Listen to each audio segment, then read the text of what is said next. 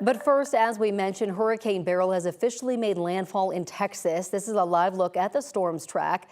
Beryl hit the Gulf Coast as a Category 1 hurricane. It regained some strength over the Gulf of Mexico after it weakened when it hit the Yucatan Peninsula. Good morning. I'm Corey Rose. And I'm Jordan Chavez. Let's get a check of the forecast now with Corey Reppenhagen. Now, Corey, our friends in Texas getting a lot of that moisture. We're not going to see any of that. In fact, we're going to be quite the opposite. Very hot this week. Yeah, that system's going to get pushed way away from Colorado, so we won't see any of that moisture, and we're going to hit another long, dry stretch here. We're still waiting for the sun to come up here, be up in about 30 minutes, but when it does come up, it's going to stay out full for the whole day. Man, summer mornings in Colorado are just awesome, though. Look at these current temperatures across the state here.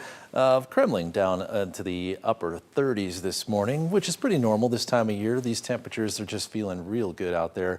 Here's the forecast for Denver as we go through the day. High of 84, lots of sunshine, nothing but sunshine across the entire state of Colorado. These temperatures are actually relatively cool. Speaking, we'll talk about those sunny Mondays, 90s on the way, July heat, 5 days in the 90s coming our way, and a dry trend. We'll talk about that in the forecast. Corey, thank you so much. 5:02 right now is your time for this Monday morning, and we're starting off with a crash. Right now, our photographer, Amy Hunter, she's on scene. So this is right along I-25 heading southbound. Now, we're not getting a good look of that crash, but you can see a tow truck just arrived on scene, and police have that area partially blocked off. So I do want to switch things over to our CDOT cameras and just kind of show you what we're seeing here. These are the flashing lights where our photographer, Amy Hunter's at, but you can see right after you pass that crash, you should be good to go. So if we switch things over to our main maps, just kind of want to show you where that crash is happening again. I-25 is heading southbound. That's right near 8th Avenue. DPD tweeted this crash out about an hour ago, saying multiple individuals were inside of the vehicle. Unknown injuries at the moment, so hopefully they can reopen that very soon now that tow truck is on scene. Overall, we're still looking pretty good. A lot of green on your screen for this Monday morning. Brianna, thank you. We start with some new information on a shooting in an Aurora park that has taken the life of a teenage girl over the weekend. She was only 14 years old.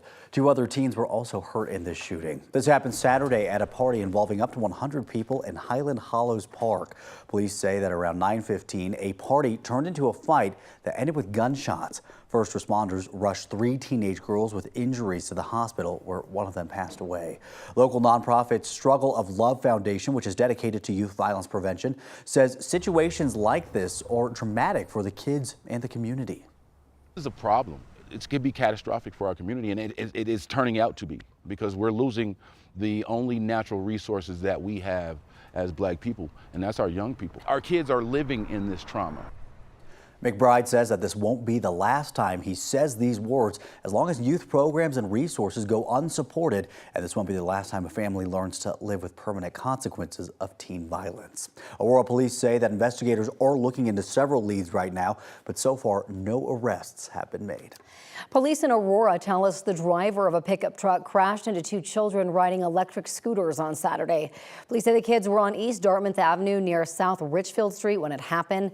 Both children were hospitalized. One had minor injuries. It's not clear how the other is doing this morning.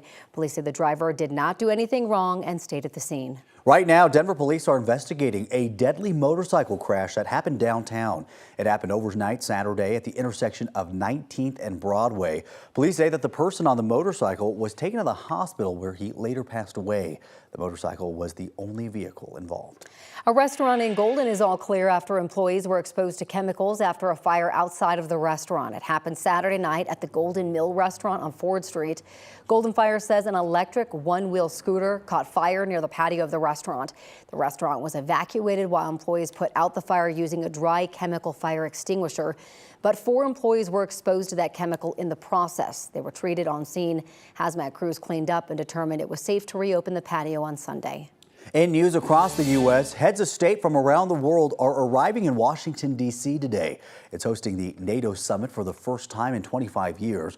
The summit marks the 75th anniversary of the military alliance that began after World War II. The NATO Secretary General will be meeting with Defense Secretary Lloyd Austin today.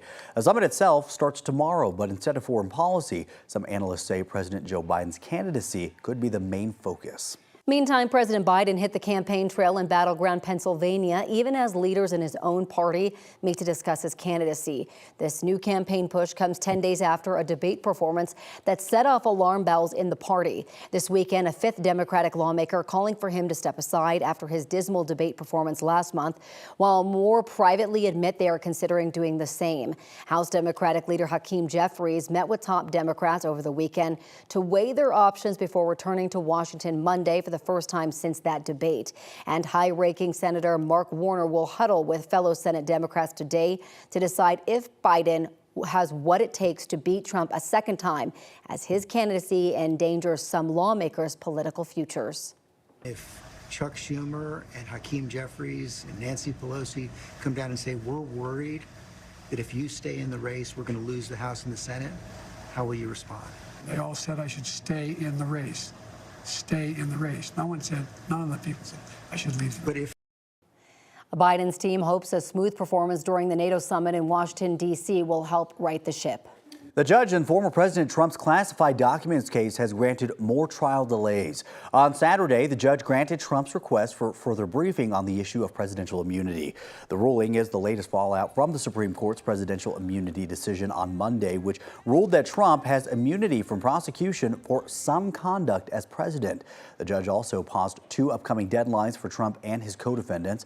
There was no trial date in this case, and he has pleaded not guilty to all charges. In world news, French voters have rejected a far-right majority in favor of the left-wing coalition called the New Popular Front. Voters flocked to the polls across France on Sunday for a parliamentary runoff election. In a surprise vote, France's leftist coalition pulled off an upset victory over the populist national rally that quelled fears of a far-right takeover. However, no party captured an absolute majority in parliament. The results are likely to plunge the country into political gridlock and severely curtail the authority of French President Emmanuel Macron.